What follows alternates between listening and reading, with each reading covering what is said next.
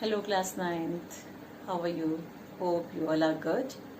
Now students, today in this video I'm going to continue the same chapter, that is your chapter number 1, the cell in biology. Now students, in previous video I had explained you about the structure and functions of some cell organelles. Today also I'm going to continue the same and the structures of some other cell organelles and their function, and difference between plant cell and animal cell, and about the prokaryotic cell and eukaryotic cell. Right? Let's start the chapter, the cell. But before starting the chapter, students, still some of you are not sending your assignments at time. So it's my request to send your assignments regularly, right, and concentrate in your studies. Look at the picture of plant cell and animal cell. They are showing different parts of the cell, right, and some of the parts we have already discussed in previous video. For example, your cell wall, cell membrane, cytoplasm, Golgi bodies, mitochondria, ribosomes, lysosomes, etc. Right?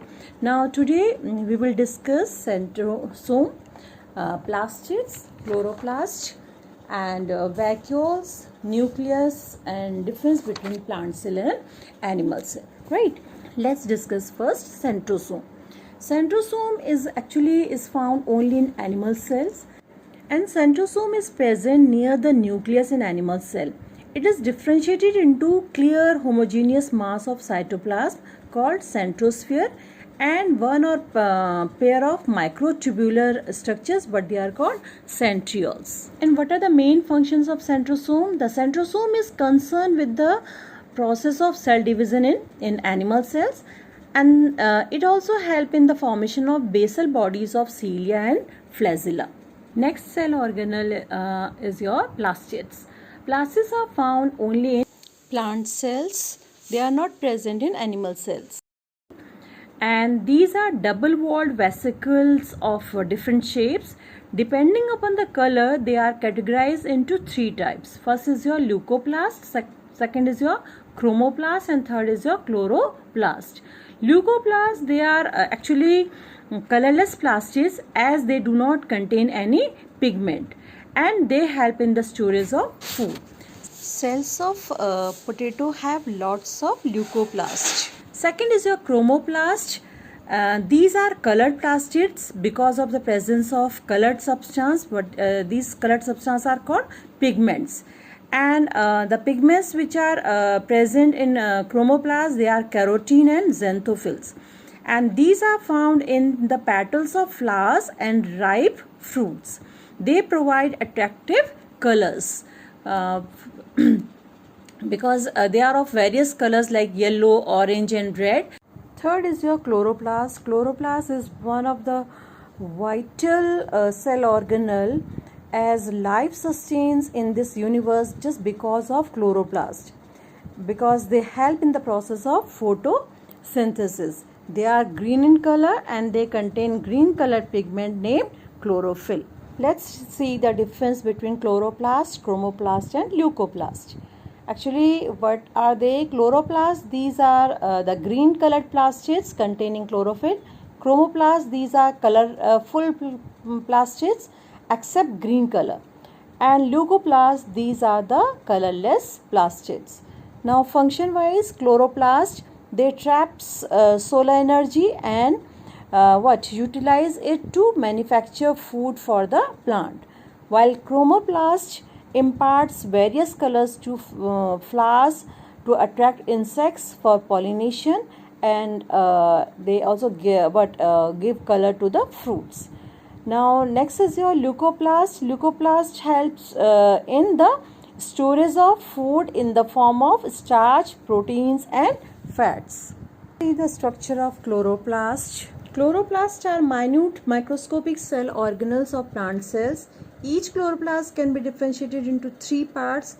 First is your membrane, second is your stroma, and third is your thylakoids.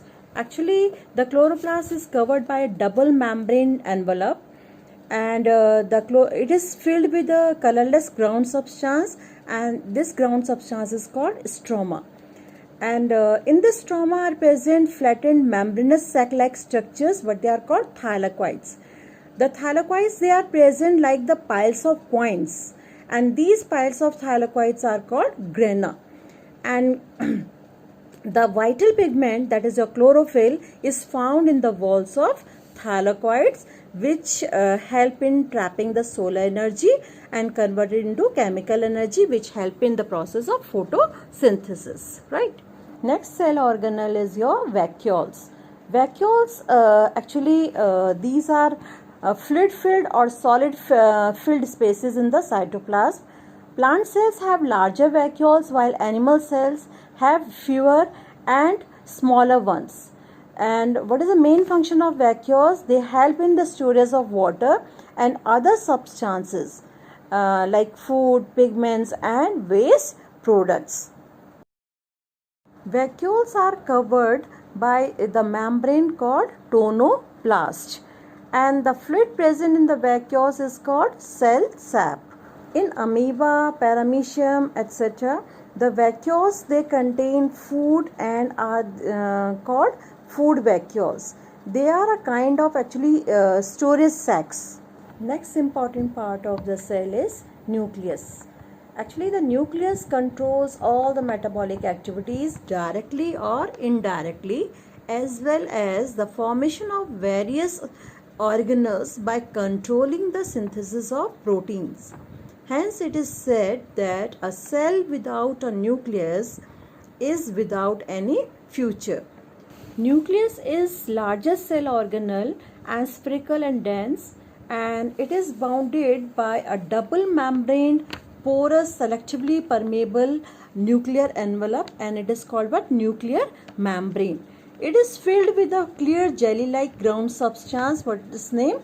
Nucleoplasm. At least one nucleolus and a network of thread-like structures called chromatin reticulum are found in the nucleoplasm. And the chromatin reticulum condenses into small, thick rod-like structures, but they are called chromosomes. Chromosomes, especially during cell division. And these chromosomes, they bear hereditary units, what they are called genes, which transmit hereditary characteristics from the parents to the offspring.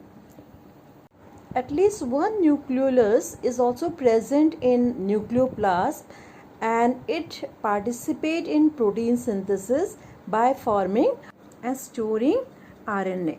What is RNA? RNA is ribonucleic acid. Now look at the picture. Here these purple color structures are called what? Chromosomes. Chromosomes, they bear genes, and genes are made up of complex chemical substance called DNA, that is your ribonucleic acid. The number of chromosomes is definite in the cells of each species. For example, every human body cell contains 46 or 23 pair of chromosomes. And the same way, lion, cat and tiger, they contain 38 chromosomes, while your rabbit contains 44 chromosomes.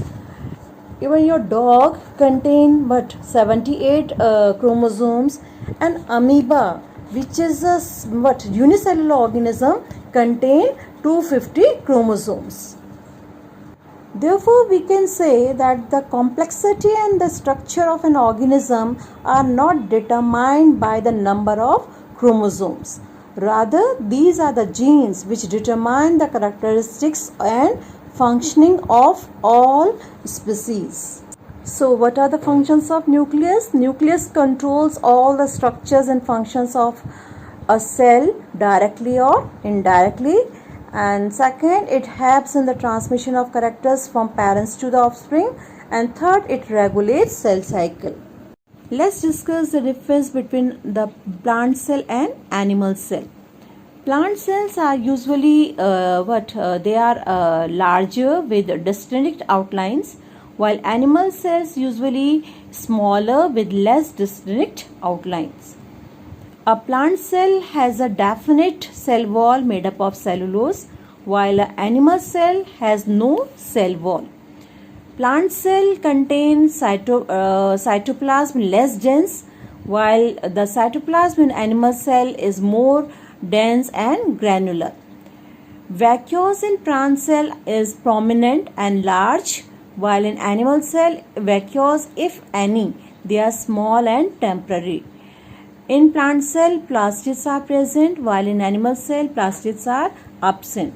In plant cell, centrosome is absent, while in animal cell, centrosome is present. One more important difference between plant cell and animal cell is that in plant cell, reserve food occurs generally in the form of starch, while in animal cell, food is stored in the form of oil and glycogen. Actually, organisms are divided into two groups based on the number of cells: unicellular organism and multicellular organism.